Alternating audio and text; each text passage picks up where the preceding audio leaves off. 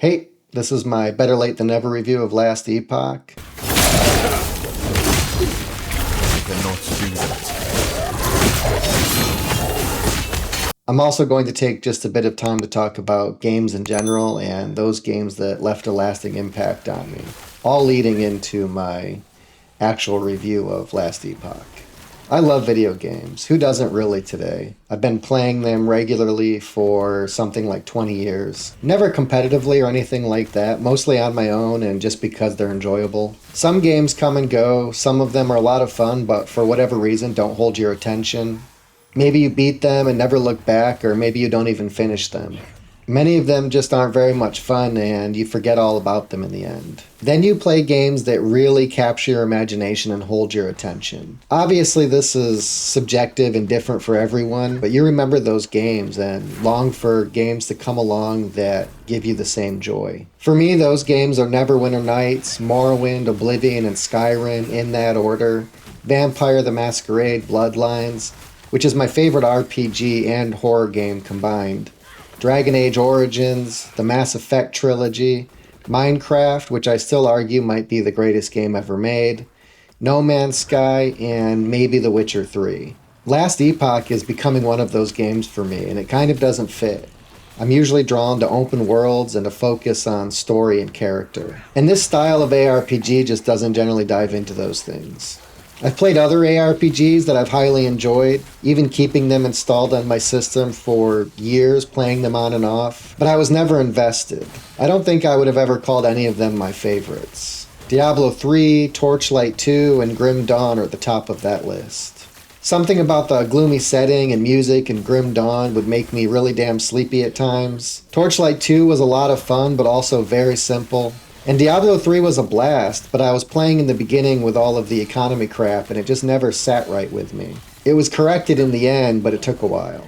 My point is, Last Epoch has really captured my imagination and my attention, and I've been playing for a bit over 2 years now. I've kept it installed that whole time, mostly playing as an Acolyte, which is the Necromancer Dark Magic class. I never finished the story that was offered in early access and never leveled the class to max. I didn't want to get burned out.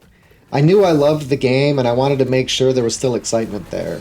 I wanted to save my full commitment for the release. And I'm glad I did. I haven't been able to put it down since. Last Epoch is fantastic, and that's my answer as to whether or not you should play this game. A hard yes. Okay, so I'm not quite finished with the review yet. So here's where I'm going to change things up a bit. Instead of trying to give you the entire review from notes and memory, while I'm talking straight into the camera, I'm going to dive into the game and play for a bit while talking about some key things to give you a better idea of what's on offer. There may be some spoilers, but it's an ARPG and I doubt anything I say or you see will ruin the game for you. I'll just talk a bit while I'm playing, so let's go.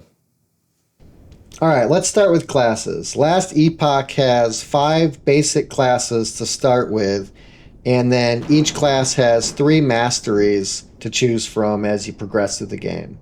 First we have the Acolyte, which can level into Necromancer, Lich, and Warlock. And I don't mean you'll be like switching to a new class. You'll always have your basic class and you'll be adding your mastery class on top of that. Next you have your Primalist, which can become a Beastmaster, Shaman, or Druid. You have your Mage, which can level into Sorcerer, Spellblade, or Rune Master. You have your Rogue, which can level into Blade Dancer, Marksman, and Falconer. I'm curious about trying the Falconer class. It's one of the last classes that 11th Hour Games added, and I think it's a bit of a pet class, so yeah, I'm curious to try that. And then you have your Sentinel, which can push into Void Knight, Forge Guard, or Paladin. And this is the class I'm currently playing, the Sentinel, specifically the Void Knight.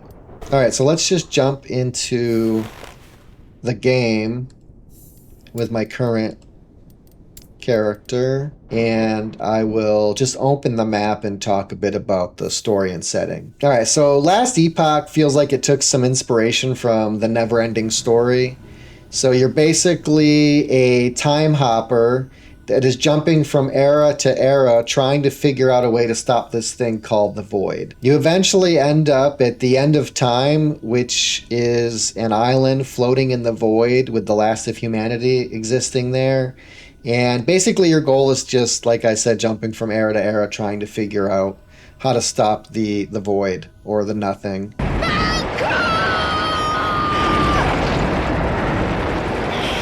I think it's really cool, and it's probably the closest thing we're going to get to a never-ending story RPG. So near the end of the campaign, you will be able to choose between one of two factions, both based around acquiring new gear and better gear for your character. The first is the Circle of Fortune, and the Circle of Fortune allows you to equip these things called prophecies, which are basically just game objectives that guarantee a certain type of equipment if you complete them. And as you can see, you can have a whole bunch of these prophecies equipped on your character at once, and as you finish them, you'll get new and better gear. And it's just a really good mechanic for people that like to hunt for gear on their own and like to play totally solo and not online. And then next we have the Merchants Guild, and the Merchants Guild is the faction that will unlock the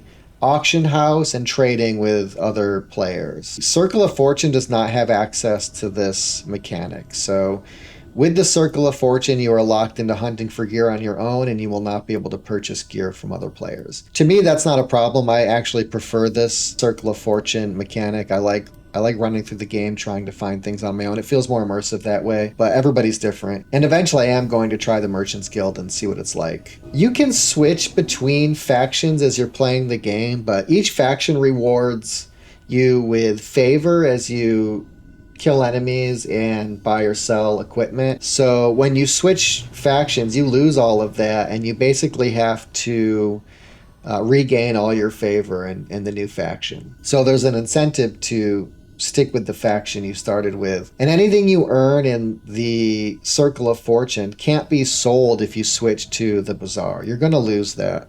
I think this faction system feels like the right move, and it allows for different types of players to enjoy the end game.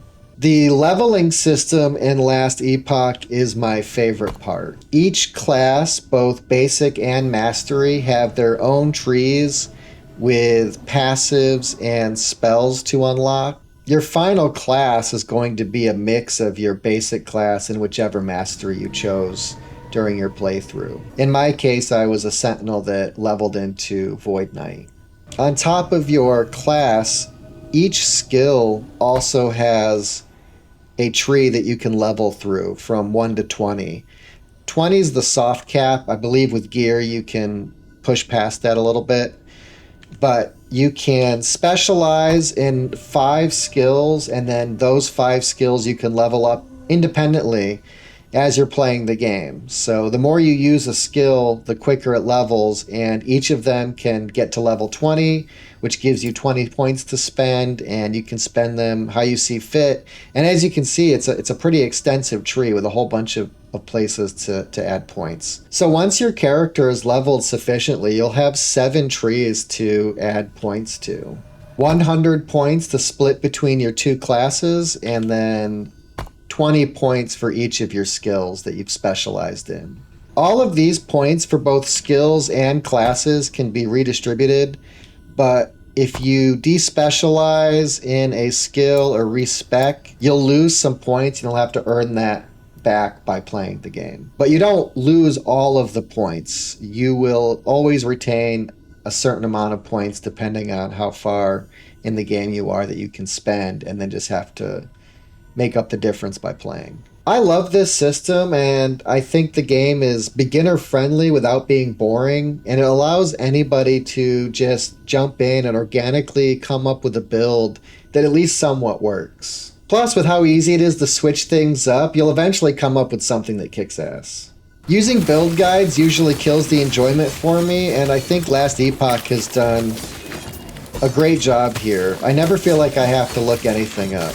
Is my current build all that great? Highly, highly doubtful, but it's a lot of fun and I survive well enough, I think. All right, finally, let's talk about gear and crafting before I really jump into some gameplay. Items in the game have a set of affixes attached to them. Those affixes modify something about your class or damage or survivability. There are a ton of things to modify, and with the crafting system, you can upgrade these affixes or even swap them out. So, like for my current playthrough, my most important affix is attached to my weapon, and that is increased melee attack speed. My whole build is designed around attack speed, health, and mana leech. The faster I attack, the quicker I build those things back up. So Void Knight unleashes these things called echoes that are a subsequent attack that are triggered by your initial attack. If I hit something 5 times, I may have 5 echoes of that same attack to follow it up. The whole build reminds me of a Dark Jedi or the Necromongers from Chronicles of Riddick. Been a long time since I've seen my own blood.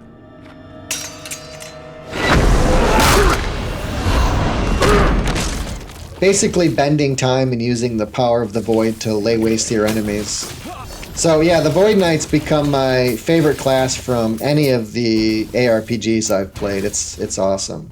So that's it. That's my take on Last Epoch. Maybe the endgame needs a little bit of work to make it more exciting, but I think it's great and it's on my list and I can see myself playing it for many years to come. Especially if 11th Hour keeps adding new content. But even if they don't, I still plan on playing through the game with every class. Will Last Epoch be on your list of favorites? Maybe, maybe not, but I still think it's definitely worth playing. That's it. See you later.